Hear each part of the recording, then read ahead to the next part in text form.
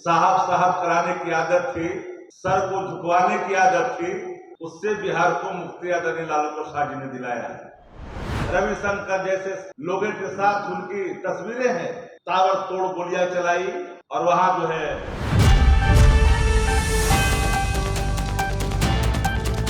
नमस्कार, मेरा नाम कृष्णा है। आप लोग देख रहे हैं एकदम कड़क। अभी आरजेडी ने एक प्रेस कॉन्फ्रेंस करा। वहाँ पर उनके प्रवक्ता ने एनडीए सरकार और नीतीश सरकार को घेरते हुए कहा कि यहाँ पर आए दिन कोई ना कोई क्राइम होते जा रही है, आपराधिक मामले बढ़ती जा रही है। कहीं पे गोली मार दिया जा रहा है तो एक दलित को 5 गोली मार दिया गया क्योंकि उन्होंने शादी में काम करने से मना कर दिया। वहीं दुर्दांत अपराधियों के साथ सम्राट चौधरी, रविशंकर प्रसाद और अन्य नेताएं फोटो खिंचवाते हुए नजर आ रहे हैं। इस पर कटाक्ष करते हुए आरजेडी प्रवक्ता ने क्या कहा, आइए सुनते हैं। है और दूसरे तरफ बिहार में गुंडा राज का तांडव है। फिर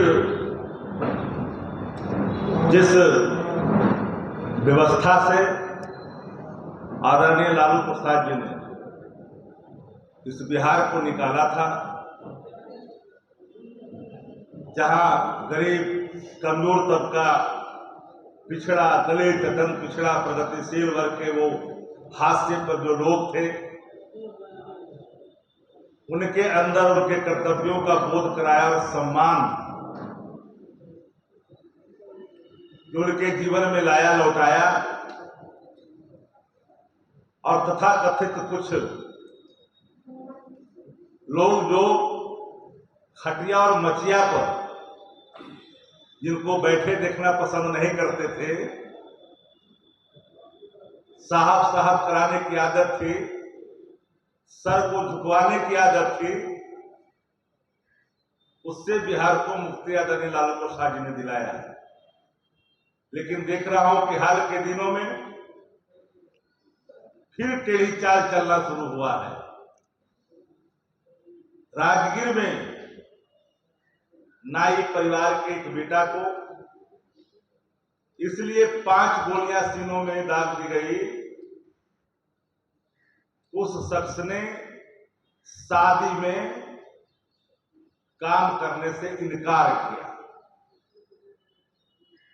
और वो भाजन का शिकार हुआ। रो रो करके उसके परिजनों का हाल बुरा है। आप देखें, आरा में जिस तरह के तांडव हुए, बबलू सिंह कौन है, सम्राट चौधरी, नित्यानंद राय, रविशंकर जैसे लोगों के साथ उनकी तस्वीरें हैं, ताबड़तोड़ गोलियां चलाई और वहां जो है मौत की नींद सुला दिया गया।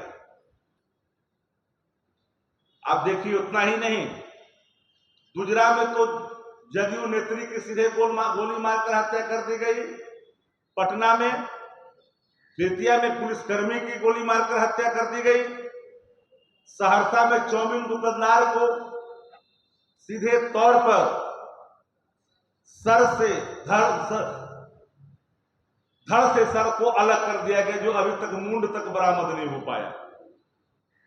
सिवान में दलित युवक को लटका। तो जैसा आपने देखा कि उन्होंने कहा, अन्य जिलों के नाम ले लेकर वहां की आपराधिक घटनाओं के बारे में बता रहे हैं। और इस वर्ष बिहार विधानसभा की चुनाव होने वाली है, सभी पार्टियां चाहती है कि हमारी सरकार बने। इसी बीच आरजेडी के प्रवक्ता ने एनडीए सरकार पर हमलावर होते हुए कहा है कि अगर इनकी सरकार आती है, अगर आई तो अभी तो इतनी ही आपराधिक मामले देखने को मिला, इससे और बढ़ेगी और अपराधियों के साथ इनका एक अलग संबंध भी दिखता हुआ नजर आ रहा है।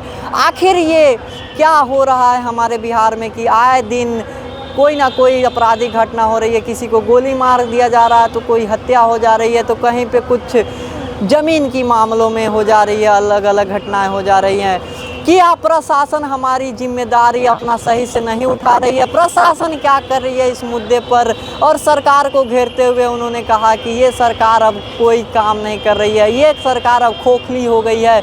इस बारे में आप अपनी राय बताएं और किसकी सरकार आने वाली है, कमेंट करके हमें बताएं।